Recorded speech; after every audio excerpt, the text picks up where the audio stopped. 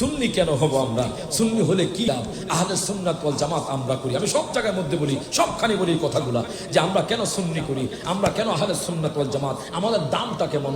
অনেকে বলে তারা নাকি আপনার জান্নাতি, হিজবুত তাওহীদ বলে তারা নাকি জান্নাতি, হুজুর সবাই তো বলে তারা নাকি জান্নাতি, আহলে হাদিসরা বলে ওনারা জান্নাতি, আহলে সুন্নাত ওয়াল জামাতরা বলে ওনারা জান্নাতি। এখন ওরা কোন দলটা জান্নাতি? আমি প্রত্যেক মাহফিলের প্রারম্ভে কথাটা বলে দেই, কোন দলটা জান্নাতি। আমার মায়ান নবী রহমাতুল্লিল আলামিন নবী ১৫০০ বছর আগে সহিহ বুখারী শরীফের মধ্যে ক্লিয়ার করে গেছেন কোন দলটা জান্নাতি।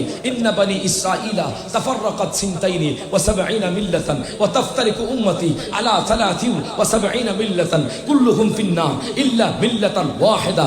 ক্বালু মান হিয়া ইয়া রাসূলুল্লাহ? ক্বালা মা আনা আলাইহি ওয়া আসহাবি। আমার মায়ার নবী ১৫০০ বছর আগে বলে গিয়েছে। আজকে বোয়ালখালীর মানুষ সুন্নি, আমি রায়হান জাহালি সুন্নি, মুফতি ওসমান গনি সালেহ হুজুর সুন্নি, আল্লামা শেরে বাংলা সুন্নি, আল্লামা ওবায়দুল হক নাইমি সুন্নি, আল্লামা জালালউদ্দিন কাদরি সুন্নি, শাহেন শাহ সুইকুট সুন্নি, গাউসুল আজম মাইজভান্ডারি সুন্নি। সুন্নির কেমন দাম দেখেন। আমার মায়ান নবী ১৫০০ বছর আগে বলে গিয়েছে যে বনি ইসরাঈলরা ৭২ দলে বিভক্ত ছিল, আমার উম্মত ৭৩ দলে বিভক্ত হবে, তার মধ্যে ৭২ দল জাহান্নামী কিন্তু এক দল জান্নাতি। ওই জান্নাতি কোন দল জানেন? আমার নবী বলছে মা আনা আলাইহি ওয়া আসহাবি। এর ব্যাখ্যায় মোল্লা আলী কারি হানাফি উনি ব্যাখ্যা করছেন হাসর ময়দান একদল নবীর সাথে জান্নাতে যাবে, তারা হলো লা শাক্কা, কোনো সন্দেহ ছাড়া আহলে সুন্নাহ ওয়াল জামাত। হাত তুলে বলেন ঠিক না বেটে?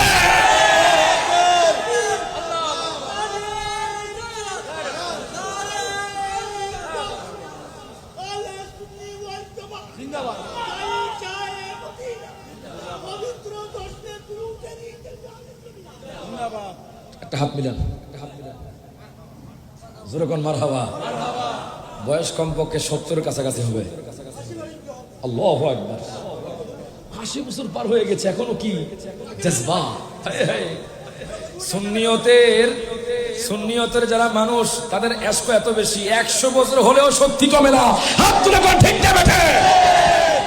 তারা কোন দুনিয়াবি কোন শক্তি চায় না, তারা তাদের মধ্যে শক্তি আছে মদিনাওয়ালা শক্তি। ঠিক কিনা বলেন? বাজানটে অনেকে বলে আমরা আহলে সুন্নাত ওয়াল জামাত, আমরা খুশি বাজান, আমরা মাজার জিয়ারত করি। জোরে কোন মারহাবা। আমরা মাজার জিয়ারত করছি। আপনারা এতদিন পর্যন্ত, ওনারা এতদিন পর্যন্ত আমাদেরকে ট্যাগ লাগাতো, আমাদেরকে বলতো বাজান আমরা মাজার জিয়ারত করছি, আমরা ফাতিহা শরীফ পড়ে, ইখলাস শরীফ পড়ে আমরা মাজার জিয়ারত করছি।